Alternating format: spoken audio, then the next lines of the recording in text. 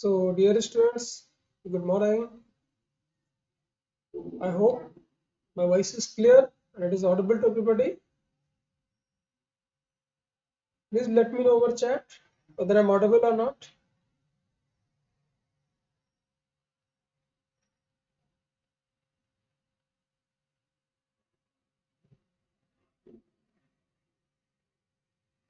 Attendance link is disabled right now, and randomly I will give you 5 minutes to fill your attendance.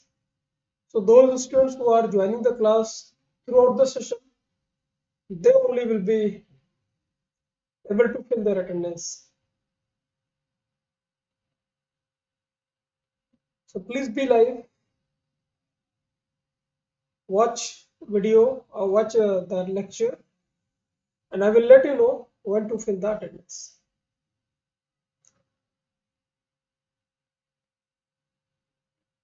All right. Thank you. Thank you, Jana, Ria, Princey, Dharam. Thank you.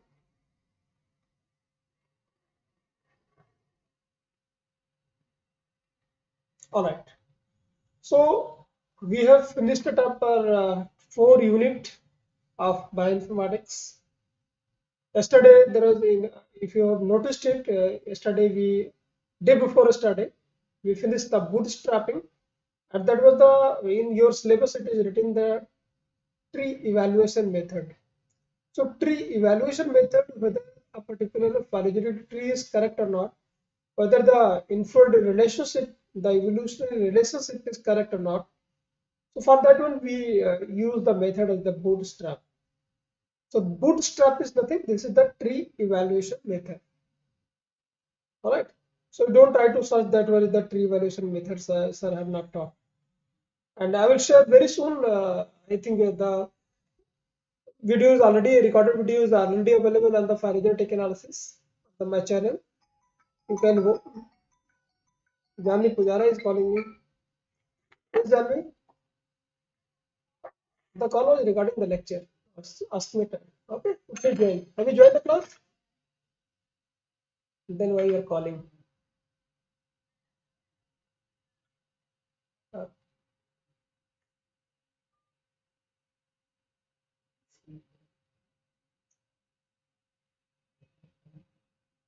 okay. So very soon I will share with you the phylogenetic tree notes. So now it is the final unit that we have to study, and very soon we will finish this unit also. Meanwhile, if you face any kind of the difficulty in any topic, you can let me know, and I will try to repeat the same so that you'll be confident with the course. So today we are going to discuss a very simple and interesting topic that is known as genomics. In the genomics especially, we have to read the comparative and functional genomics. So we'll slowly take one by one topics. So before we start what genomics is all about, let's understand the definitions. So genomics is simply the study of genome. If you take any organism, study the genome, study about the genome of that particular organism. So the branch of the science which deals with the study of genome is known as genomics. The field of genomics comprises of mainly three areas. The number one, the structural genomics. Number two, comparative genomics. And number three, functional genomics. And altogether, three are known as genomics. So under the genomics, three parts: structural, comparative, and functional. Let's try to understand what we do in the structural, comparative, and in the functional genomics. So structural genomics deals with the genome structure. Genome structure means what? If any genome is there, right? If like our genome, the human genome. So what is the genome structure means? That how many genes are there, right? what is the location of particular exon, what is the location of introns, where is the promoter, where is the operator, where is the enhancer, where is the silencer. So whatever annotation of that particular genome is, means what is the location of different items in your genome, what is the location of a particular gene, what is the location of its promoter, what is the location of its operator. So that all comes under the study of structural genomics. So structural genomics deals with genome structure with a focus on the study of genome mapping and assembly as well as genome annotation. So we do the genome mapping also, because you know very well, if you don't have a machine in that you put the whole genome and you will get the complete ATGC starting to the end. It's not like that. Each and every sequencing machines have their own limitation. Once our genome is so large, then definitely in a one stretch we cannot go for the sequencing. So what we can do, we can cut your genomes in smaller parts. Go for the sequencing for the individual that parts, and whenever all the parts you have completed the sequencing, then you can assemble and you can make the master genome. Let me take you one example. Say for example, you have to read a book like Leninger Principles of Biochemistry. So definitely, in a one stretch, you will not be able to read the complete biochemistry. So for that, what we did, the author categorized the whole book in different chapters. So you can finish each and every chapters. Then you can say that okay, I have read this particular. So likewise, once our genome sequence is so large, obviously our genome sequence is so complicated, and we don't have such technology at develop that you isolate the DNA and put it in that sequence and you can get the ATGC. It's not like that. We have to go for fragmentation of the genome, and that fragment you go for the sequencing. Once you do the sequencing, then you can assemble them. So that is simply known as gene. That is simply known as DNA assembly. And then you have to go for the genome mapping as well as for the genome annotation. If you have any kind of the questions, anytime you may ask on the live chat. I'm watching your chats now. If you have any question, you may please speak up. If you have any kind of the problem in joining the class, I think the sound quality and everything is perfect. Maybe if you are not getting the proper things, but this is the best part with the YouTube. Whenever I take the classes on the YouTube, you will get the better quality compared than other apps like WebEx and all. There is the cutting in the voices, breaking in the voice. But here you get the perfect one. And the second best part is the lecture is available. So in case, as I can see, only 35 students are joining the class. What about remaining 50? So definitely they are going to miss their classes. So they can, there is nothing to lose. They can join the classes because this recording will be available on the YouTube. Later I will remove. So structural genomics. Number 2 is known as comparative genomics. Comparative genomics means what? As name suggests, you have to compare the genomes. Means once you have more than one genomes and you compare them. Why we are comparing actually genomes? Because if I take a very simple example of human being, several times I told you in your classroom event that you cannot conduct any kind of the experiment of the human being. There is the ethical issue, right? So once you have the genome of human being, you want to know where is the genes, what are the functions of different genes.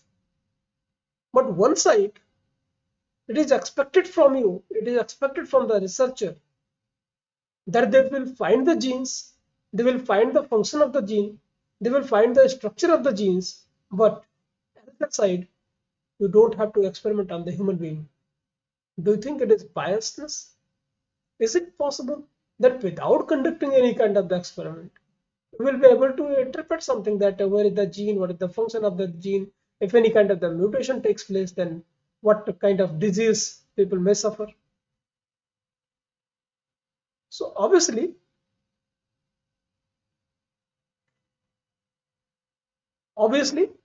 in that case, what we can do, if we have the genome of sequenced genome of the lower organism, the bacteria, the viruses, other organisms like mouse, the rabbit, the monkey, and all, and that experiment is allowed by due permission of the ethical committee of the concerned organization or for the country.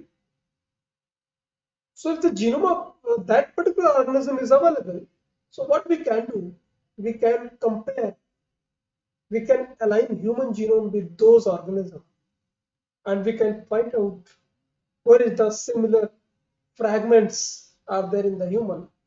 So anyhow, we can get the idea of the similarities and dissimilarities, and we can get the idea of where the gene may be in particular, or in human or in any other organism. So by the help of the comparison, we will be able to annotate the things. We'll see later on what are the different levels of the comparative genomics. So this is the comparison of the genome, simply known as comparative genomics. So comparative genomics is a large scale holistic approach that compared two or more genome to discover the similarities and differences between the genomes. All right. Now the next part is functional genome. So functional genomics, as its name suggests, you have to deduce the function of any particular gene. So it is a largely experimental based with the focus on gene function. Means with the help of this technology, we will be able to know the function of a particular gene at the whole genome level using high throughput approaches. What high throughput approaches means? High throughput approach means it is also known as a high throughput means what? If in a single experiment you get a lot of data, lot of purposes is being solved. Let me give you an example. Suppose any kind of problem, the health issue you are facing, and you visit to a doctor, and if we return the several tests, blood typing, RBC, WBC counting, platelet counting, and all the countings, all the things, all the tests, many tests, hundreds of tests.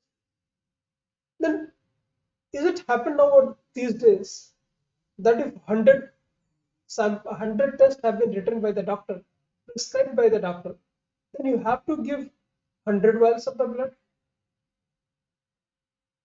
100 times you have to give the blood. For each and every test, you have to give the different sample. It's not like that. Now we have the machines. If you have a single sample of the blood, with the help of that only, everything will be monitored. Everything will be in the experiment will be done in the laboratories. Like what is the blood typing, how much RBC count, what is the WBC count, what is your hemoglobin level, what is the blood pressure, everything, each and everything, even what is the fasting blood sugar, what is the other parameters, the cholesterol level, the SGPT, the lot of parameters in the medical sciences. So you give a single vial of the blood, and with that sample, all the tests will be performed. You don't have to give it repeatedly. So that is known as simple high throughput. Once in a single experiment, you are getting a lot of data, known as high throughput approach.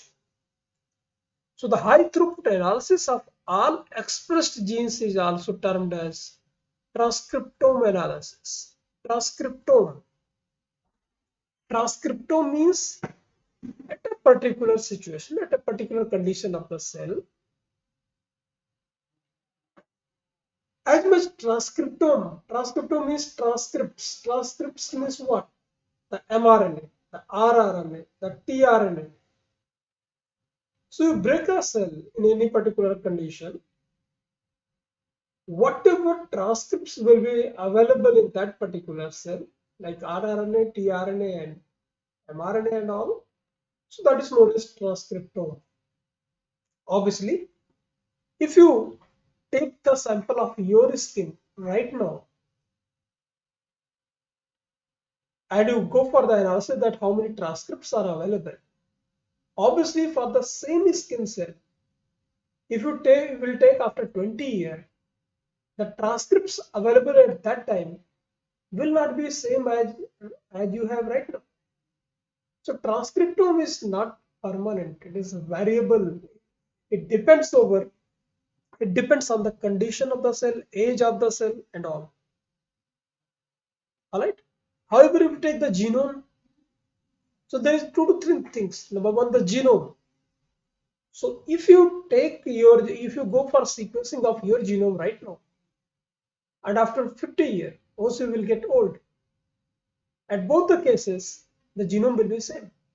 So genome is what? Genome is a kind of the permanent thing. However, if you take the transcriptome, then it depends over the age, the condition of the cell. So in different conditions for the same cell, the transcripts will be different. Did you got the concept? Everybody, please give your responses. Please give your reflections. Are you getting the things? Did you understand transcriptome?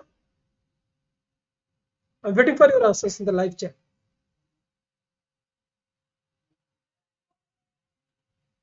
In the chat box, please put your comments. Did you understand the transcriptome?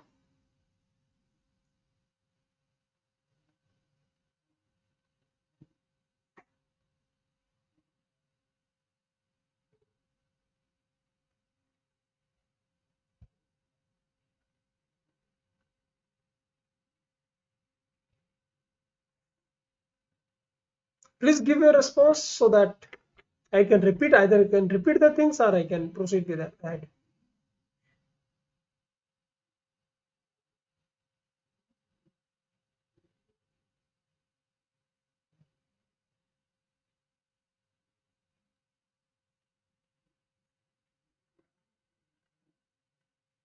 Okay. So everybody is saying that yes, they understand. Oh, great. So transcriptome means what? In a particular cell, if you break your cell or any kind of the cell, whatever transcripts will be available at that time, like mRNA, rRNA, tRNA, that will be combinedly known as transcriptome. What is the meaning of ohm? O-M-E. O-M-E means ohm means massive amount. Massive amount. Means once you break the cell now, you will get a lot of transcripts like multiple copies of mRNA, multiple copies of rRNA, tRNA. So that's why it is known as ohm. Ohm means the massive amount of anything. So massive amount of transcripts in any particular condition is known as transcriptome, and the analysis of that will be going to be called as a transcriptome analysis. So with the help of the transcriptome analysis or with the help of the functional genomics, we will be able to establish the role of a gene, what the possible role a gene plays in our body. So transcriptome analysis can be conducted by two approaches. First one is sequence-based approach, and number two is microarray-based approach. In the sequence-based approach, again there is two technique. Microarray we have already finished it up. If you say, I will repeat it. Otherwise, microarray-based approaches we have already finished it up. With the help of the microarray, that was again the high throughput technology. With the help of that, what we did, we have studied that with the help of the microarray, we can determine that what a particular gene for any particular condition, which gene is maybe which gene is responsible. So two things we can do with the help of the microarray. The number one, which gene is expressing in that any particular condition, and which gene is not expressing. So that is the position number one. That is the qualitative. and whether the gene is on or off in any particular condition. And number two thing, what we can do, we can also predict that if particular gene is on, means there is the transcription is going on in any particular gene, then what is the level of it? What is the level of it means per minute how many transcripts is produced from that particular gene, how many mRNA have been produced, how many RNA have produced, how many tRNA have been produced. So with the help of microarray, we were not just only capable to predict that which gene is expressing in any particular condition or which gene is not expressing, we will also be able to quantify that what is the level of any particular gene. So that we have already discussed. Now we are going to talk about the sequence-based approach. What sequence-based approach? Transcriptome analysis can be conducted by two approaches. Number one, the sequence-based approach, and number two is microarray-based approach. In the sequence-based approach, there is two technology available with us. Number one is known as express sequence tags, and number two is SAGE, serial analysis of gene expression. So both the technology we are going to discuss in detail. So EST stands for expressed sequence tag. Tag means what? Tagging. Tagging, just you see the tagging means even I'll give you a very simple example. Even if you roam in the Rajkot, in the streets, maybe you will find some cows roaming in the streets. I don't know whether you have noticed it or not. In their ears, there is the yellow tag. Their ears have been pierced, and one plastic kind of the tag is there. What is the meaning of the tag? With the help of that tag, any RMC worker can easily track that is the unique identity of that particular cow is being put in that tag. If they scan that tag, they will come to know that from which Gausala that cow belongs, or who is the owner of that particular cow. All the information related with the cow will be there. So RMC or any municipal corporation can take the action because why they left the cow in the street. So with the help of tagging, we can identify anything. So what express sequence tags means? Those sequences which we use for tagging for any expression of the gene. So with the help of the tags, you will come to know that which gene is expressing in that particular moment. Is it all right? Did you understand? Keep giving your responses so that your reflections matters a lot. Did you understand the expressed sequence tags?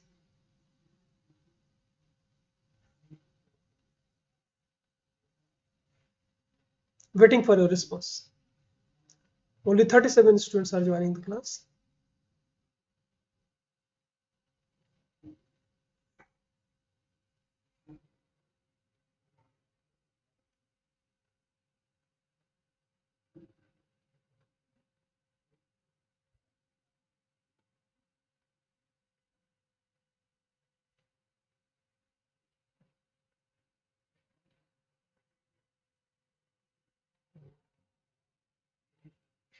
Yeah, please reply.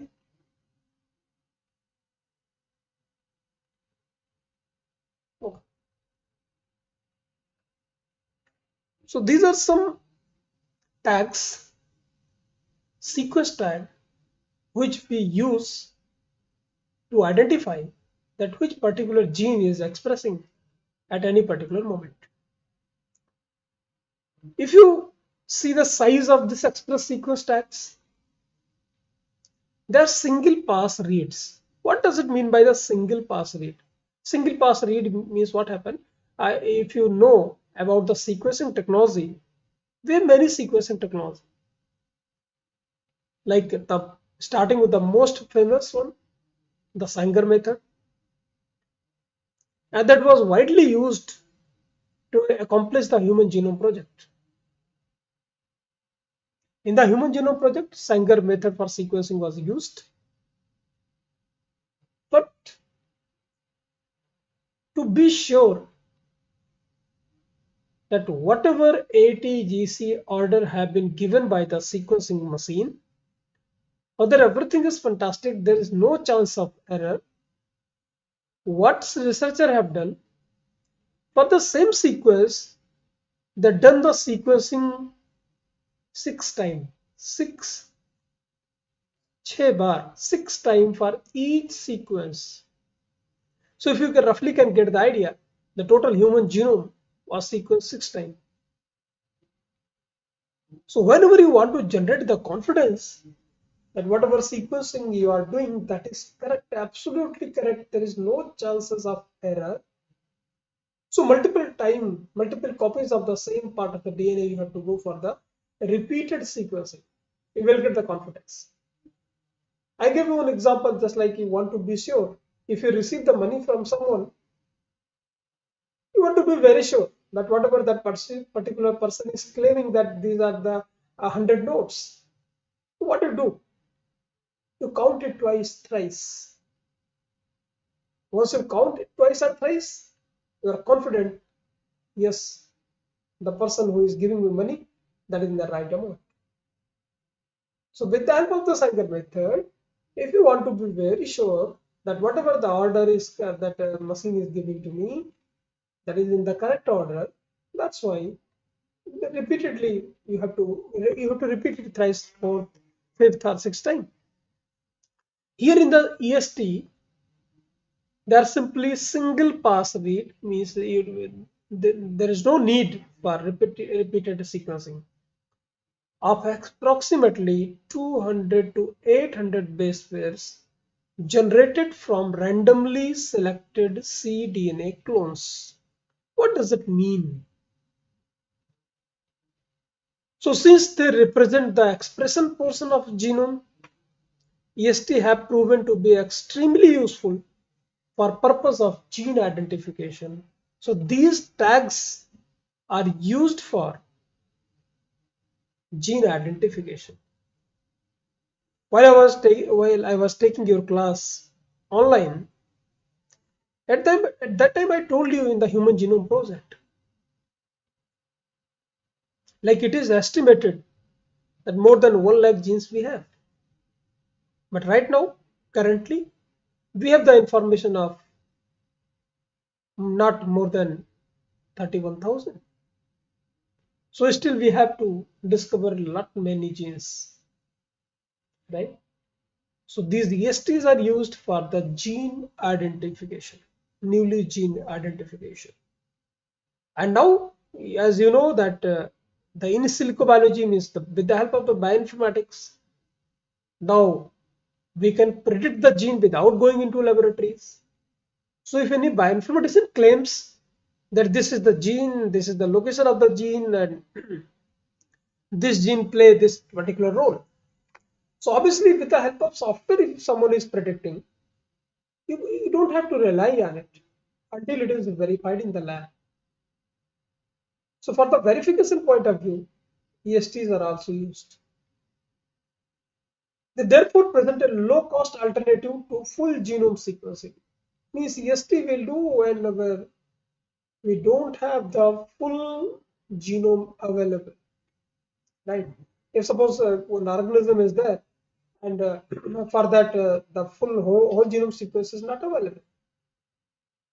So this gives the alternative, low-cost alternative to identify the gene. This is a particular value for eukaryotic organism, especially this is a particular value for eukaryotic organism, which tend to have larger and less gene-dense genome than do prokaryotes.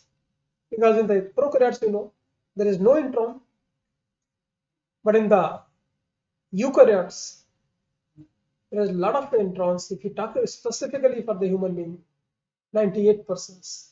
98% is intron only, and the coding range is 2%. So in such cases,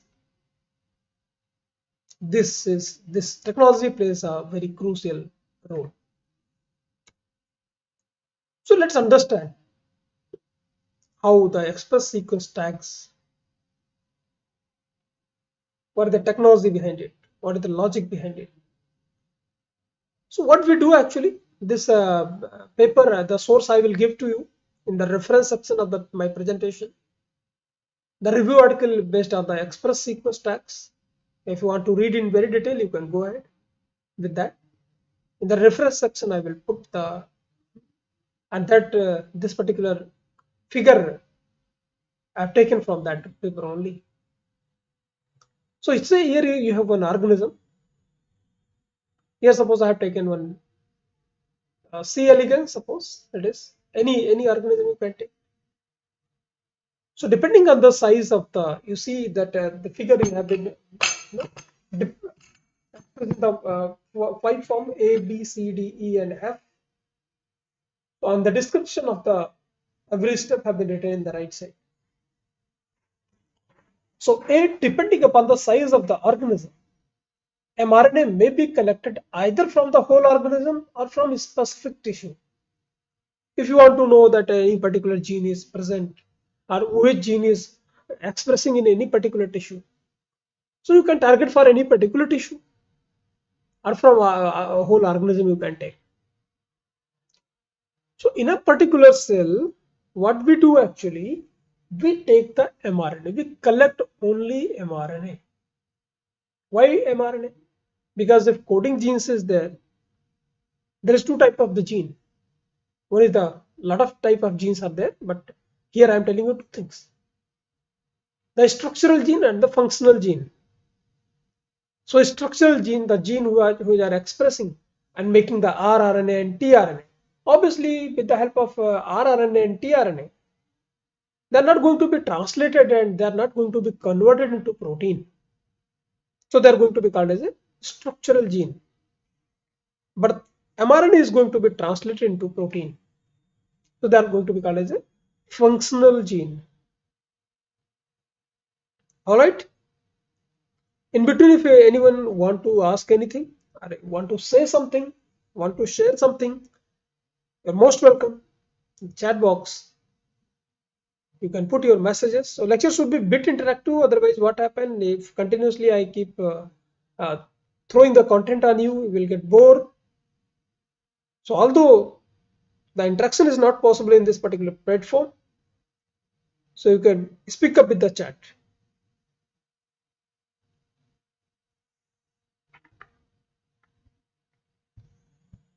Otherwise, your mind will go somewhere else. If monotonous lecture is going on, then all right. So what we do actually, we isolate the total mRNA. How you can isolate the total mRNA from a cell? I told you, just like what you do, you rupture the cell, put the DNAs, so DNA will get denatured, put the proteinase, so all the proteins will be denatured. The only thing will left, that will be your RNA. The same is to be performed in the microarray technology. So now you have the pool of RNA. In that RNA, what is going to be present? There will be rRNA, there will be tRNA, there will be mRNA. A lot of many type of RNAs are there. But you are concerned about only and only mRNA. You want to isolate only mRNA. So what you can do? You can take one column. In that column, you know already that at the end of every mRNA, there is the poly A tail.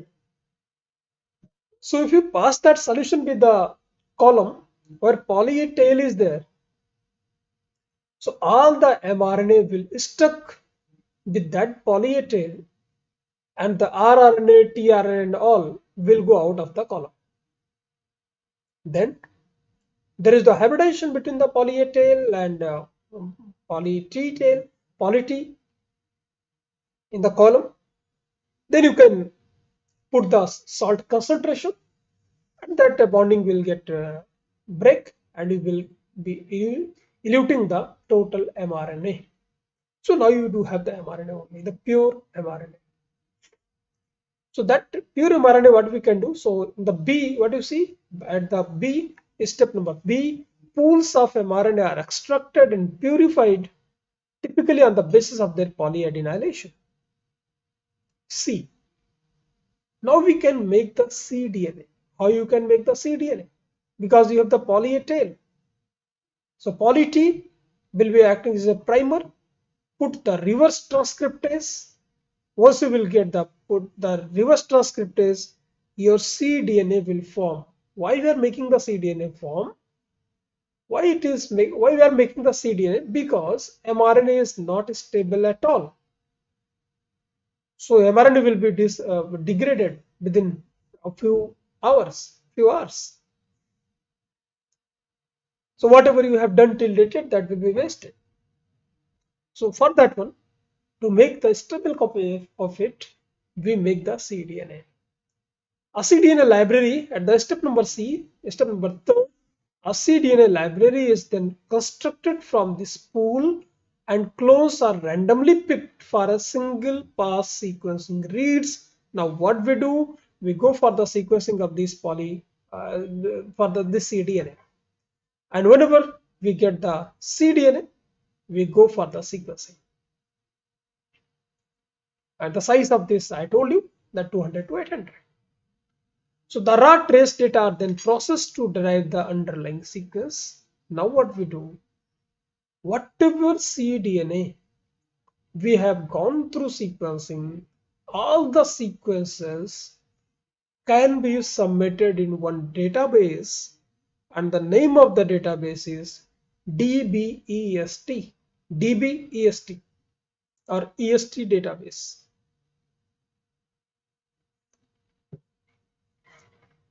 So DBEST, or what I do, since I don't know how to collect your attendance, so I'm keeping it open from 12:20 to between 12:20 to 12:30. Your link will be open for attendance.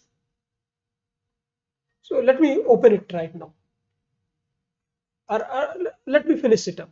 Then 12:20 I will finish up my lecture, and between 12:20 to 12:30 your link for today's attendance will be open. You can fill your attendance. All right. So whatever the sequences you have done, that you can submit into NCBI, and NCBI is a special database is there for EST, and that is known as DBEST. So further processing identified and removed low quality sequence and contaminating sequence of any kind of the contamination during the you make the clone of it, and maybe some contamination may take place associated with the cloning and our sequencing vector. The purified sequence data can then be submitted to the international repository of EST. The name of that is DBEST, along with associated metadata detailing the source of EST and method used in their generation.